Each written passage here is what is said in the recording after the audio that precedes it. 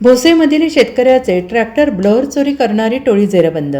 3 गुन्हे उघड करण्यात यश. एकूण 11 लाख रुपये किमतीचा मुद्देमाल हस्तगत.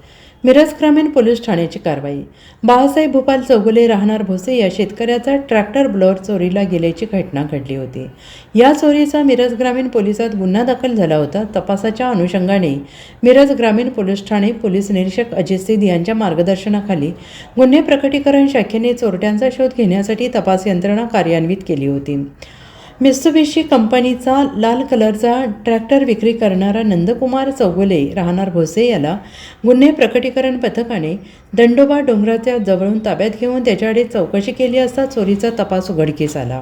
चोरलेला ट्रॅक्टर ब्लोअर त्याने त्याचे मित्र बसवराज हिप्परगे राहणार बेडरहट्टी यास विक्री करण्यास दिले असल्याचे सांगितले आणि यावेळी सदर पथकाने बसवराज हिप्परगे यास ताब्यात घेऊन त्या दोघांकडे कौशल्यपूर्ण तपास करत त्या दोघांनी कबुली दिली असता मिरज ग्रामीण हद्दीतील आणखी 3 गुन्हे उघडकीस आणण्यात मिरज ग्रामीण पोलिसांना यश आलेले आहे. नंदकुमार नाभिराज चौगुले वय वर्ष 38 राहणार भोसे, बसवराज सत्यापा हिप्परगी वय वर्ष 30 राहणार बेडरहट्टी तालुका अथणी कर्नाटक या दोघांना अटक करून पोलिसांनी 11 लाखाचा मुद्देमाल जप्त केला आहे.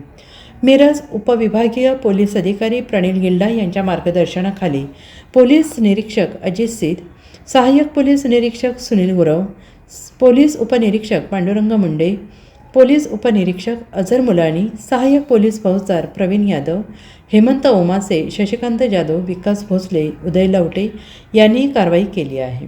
Bureau report SBN Marathi, Sangli.